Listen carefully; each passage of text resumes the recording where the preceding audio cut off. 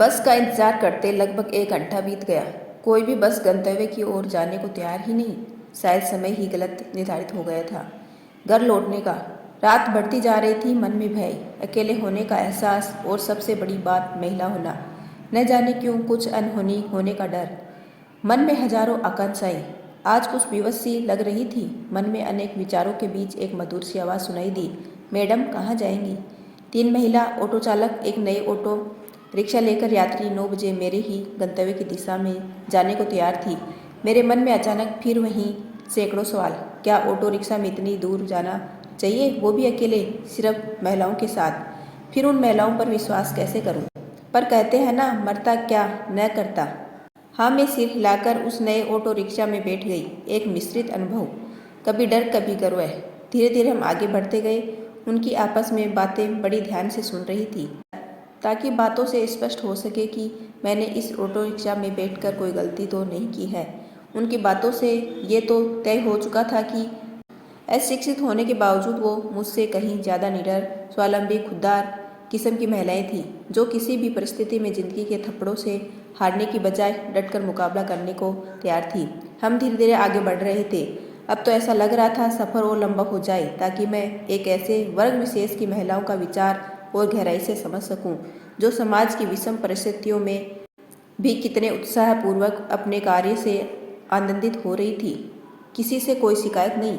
उन्हें अपनी किस्मत और हमारे सिस्टम से भी पूर्ण संतुष्टि थी। संतुष्टि ही नहीं, वो तो हमारे तंत्र की शुक्रगुजार भी थी और उनके एहसान को भली भांति समझ रही थी। बातों ही बातों में मैंने एक महिला से पूछ लिया, आपकी शादी नहीं हुई? मुस्कुराकर बड़े धैर्यपूर्वक जवाब मिला, हुई थी मैम साहब। मेरा एक बेटा भी है जो 12वीं में पढ़ रहा है। आगे मैं उसको कोचिंग भी करवाऊंगी। बेटे को डॉक्टर जो बनाना है। किस्मत खराब थी, पति शराबी निकला। लाख कोशिश की सुधर जाए, पर आगे वह कुछ कहती। मैं फिर पूछ लिया, घर में और कोई नहीं है क्या? व्यंग्यात्मक हंसी के साथ उसने कहा, सासू माँ ने मेरी कदर नहीं जानी। शादी के बाद घर की नींव मजबूत करने में सासू माँ का बहुत बड़ा योगदान होता है।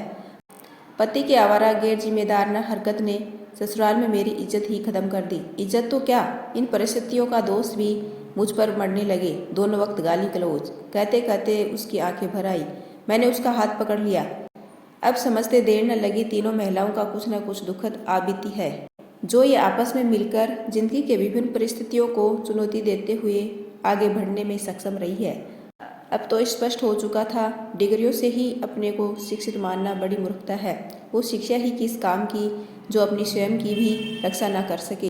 वो हौसलापूर्वक मेहनत से आगे बढ़ना सीख चुकी थी। न उन्हें किसी प्रकार के आरक्षण की जरूरत महसूस हो रही थी और न ही महिला होने की लाभ का लालच। उन्हें तो अपने मजबूत कंधों पर विश्वास है। सैल्यूट है ऐसे कर्तव्यनिष्ठ बहनों का, जिनसे सही मायने में देश में नई सोच की क्रांति आना संभावित है। यदि आपको मेरा छोटा सा प्रयास अच्छा लगा हो तो चैनल को लाइक शेयर एंड सब्सक्राइब कीजिए। आपका अपना कीमती समय देने के लिए दिल से धन्यवाद।